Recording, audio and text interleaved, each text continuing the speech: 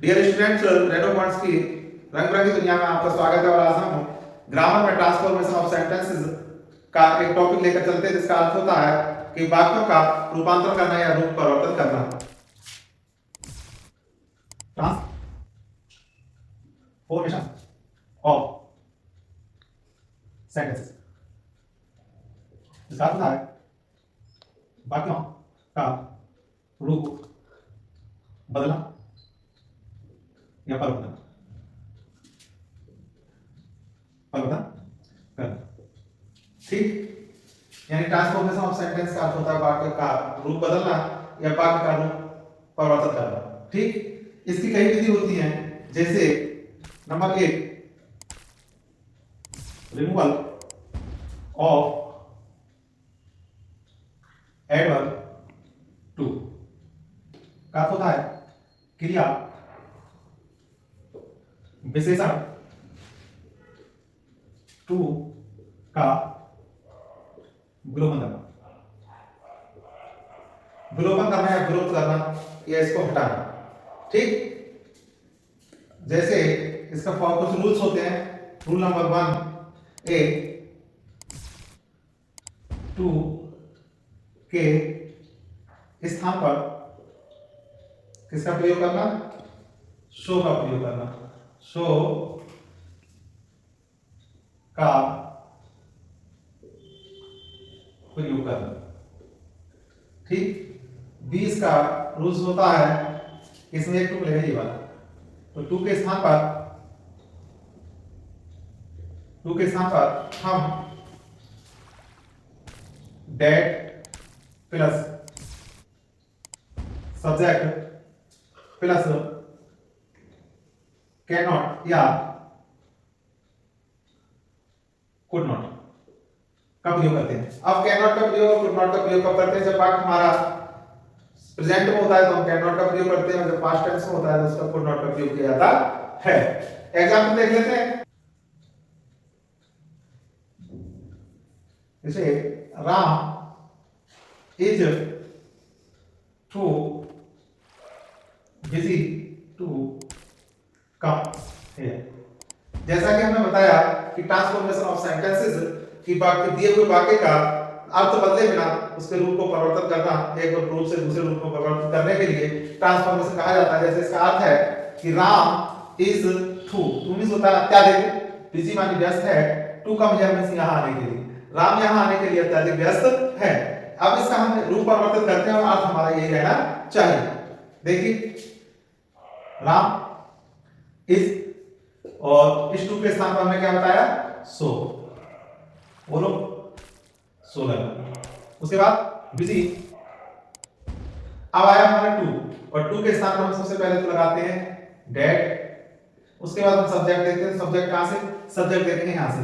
यदि स्त्रीलिंग है तो स्त्रीलिंग के लिए सी, पुरुषलिंग है तो पुरुषलिंग के लिए ही। तो राम हमारा पुरुषलिंग है तो उसके लिए हम लगाते हैं ही। जैसा कि मैं बताया, कंफ्यूज हो जाते हैं कैन नॉट लगना है या कुड नॉट लगना है, तो हमेशा ध्यान रखें जब ये वाक्य हमारा प्रेजेंट में होगा तो यहां लगेगा कैन नॉट। क्या लगाते हैं हम? Can not. और जब ये हमारा पास्ट में होगा तो लगाते हैं कुड नॉट। बाद बाकी फिर हमारा शेष जो वाक्य बचता है उसको हम जो करते हो उतार देते हैं। अब हमें देखना है इसका रूप तो परिवर्तित हो गया, क्या अर्थ वही रहा या नहीं रहा। तो देखिए, राम इज मींस है, सो मानी इतना, बिजी मानी व्यस्त, डेट मींस की, ही means by can not means नहीं सकता, कम मानी आ रही है मींस यहां। राम इतना व्यस्त है कि वह यहां नहीं आ सकता है। और यही उसके बाद पहले वाले वाक्य का भी अर्थ यही है कि राम यहां आने के लिए अत्यधिक व्यस्त है। ठीक, अब हम इसका दूसरा नियम देखते हैं कि जब वाक्य में केवल टू आए तब एक्सटर्नली या बियॉन्ड द प्रॉपर लिमिट का प्रयोग करते हैं। जैसे राखी इज टू ब्यूटीफुल राखी अत्यधिक सुंदर है, अर्थ यही रहना चाहिए। तो हम इसे जब प्रयोग करेंगे, जब इसका प्रयोग करेंगे तो राखी इस, अब हमारा केवल यहाँ पर ट्रू आया है, तब हम इसे सो में नहीं बदलेंगे, बल्कि इसके स्थान पर हम क्या लगा देंगे, एस्ट्रेमली लगा देंगे। क्या लगा देंगे, एस्ट्रेमली, जैसे E S T R E M E L. Extremely का मतलब ये अत्यधिक होता है, ब्यूटीफुल। एक तो इस तरह से बन जाएगा, और दूसरा यदि हम दूसरा बियॉन्ड द प्रॉपर लिमिट लगाएंगे तो वो ऐसे बनेगा कि Rakhi is beautiful beyond the proper limit. समझ में आया? यानी जब केवल एक ट्रू होता है तो ट्रू के स्थान पर हम सो का प्रयोग ना करके एस्ट्रेमली का प्रयोग करते हैं, या एडजेक्टिव के बाद बियॉन्ड द प्रॉपर लिमिट का प्रयोग करते हैं। आगे हम इसका फोर्थ जो नियम है कि वाक्य में सब्जेक्ट, क्या चीज, सब्जेक्ट निर्जीव हो, निर्जीव या बेजान, इसको अंग्रेजी में कहते हैं नॉन लिविंग। जब वाक्य में सब्जेक्ट निर्जीव हो या बेजान हो तो डेट के बाद, डेट के बाद वन का प्रयोग करते हैं, वन का प्रयोग करते हैं। शेष नियम हमारा वही है, जैसे the coffee was too hot to drink it. Coffee पीने के लिए अत्यधिक गर्म है, तब हम देखिए कॉफी हमारी जो है वो नॉन लिविंग है, बेजान है, तो हम कैसे बनाएंगे, द कॉफी वाज, टू के स्थान पर, इसके स्थान पर हम लगाएंगे सो, फिर उसके बाद डेट। अब हमें ये देखना है कि हमारा जो सब्जेक्ट है निर्जीव है या सजीव है। जब निर्जीव होता है तो डेट के बाद हम क्या लगा देते हैं, वन। अब उपयुक्त वाक्य में बताया था कि हम कैन नॉट लगेगी या कुड नॉट लगेगी, तो देखिए वाज जो होता है पास्ट टेंस के लिए प्रदर्शित करता है, तो यहाँ पर कैन नॉट ना लगाकर हम क्या लगाएंगे, कुड नॉट लगाएंगे। क्या लगाएंगे, कुड नॉट, कुड नॉट। बाद में हमारा जो शेष वाक्य होता है उसे हम जो करते हैं उतार देते हैं। क्लियर हुआ? पांचवा हमारा लास्ट नियम है, जब सेंटेंस नॉन लिविंग हो और